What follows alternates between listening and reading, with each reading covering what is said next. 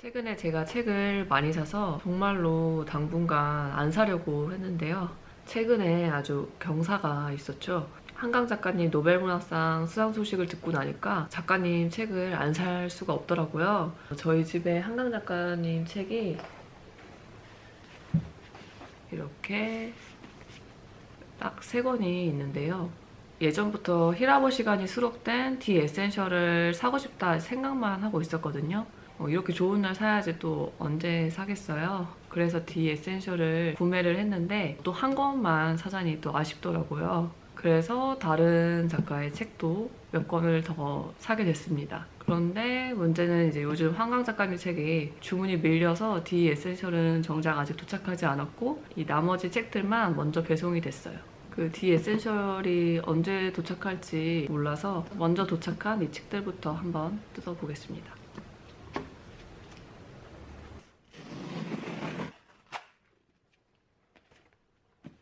책은 세 권을 샀고요. 한 권씩 보여드리면 첫 번째 책은 문미순 작가의 우리가 겨울을 지나온 방식입니다. 주변에서 이 책을 많이 읽으시는데 또 하나같이 평이 좋아서 궁금했던 와중에 이번에 같이 구매하게 되었습니다. 돌봄과 간병에 대한 이야기의 소설이라고 하는데 현실적이지만 또 그렇다고 해서 너무 절망적이지는 않다고 하더라고요. 아마 이 산책 중에서는 가장 먼저 읽어보지 않을까 싶습니다. 두 번째 책은 진은영 작가의 나는 세계와 맞지 않지만입니다. 진은영 시인이 쓴 책에 대한 산문집이에요. 목차를 보시면 프란츠 카프카의 소송도 있고 버지니아 울프의 올랜도, 한나 아렌트의 인간의 조건, 백석 시인의 백석시 배편 이렇게 유명한 작가의 책이 아주 많이 실려 있고요. 근데 제가 직접 읽은 책은 여기에서 그렇게 많지는 않거든요. 그래서 이 책을 통해서 또 다른 책을 읽을 수 있길 기대하고 있습니다. 마지막 책은 빅토리아 베넷의 들풀의 구원입니다. 편집자 K님 유튜브를 보고 알게 된 책이고 또 김명남 번역가님이 번역하셔서 더 관심이 가기도 했어요. 이 책은 영국의 시인인 빅토리아 베넷의 에세이이고 언니의 죽음과 또 아들의 지병으로 인해서 고통스러워진 삶에서 정원의 이 들풀들을 통해 희망을 기록한 책이라고 합니다. 이렇게 책 중간중간에 들풀들의 이미지도 실려 있어요. 그리고 아직 배송 오지 않은 디 에센셜은 한강 작가의 장편소설과 단편소설, 산문시가 다양하게 실려 있어요. 저는 특히 한강 작가의 대표 장편 소설인 이 세 권만 읽었기 때문에 시와 산문은 또 어떨지 궁금하기도 했고요. 특히 제일 앞에 실려있는 소설 히라보 시간은 예전부터 읽고 싶었던 작품이라 이번 기회에 같이 읽어보려고 합니다. 정말 한강 작가님의 수상 소식을 처음 들었을 때 온몸에 소름이 쫙 돋는 느낌이었고 아직까지도 마치 저의 일인 것처럼 기분이 너무 좋은데요.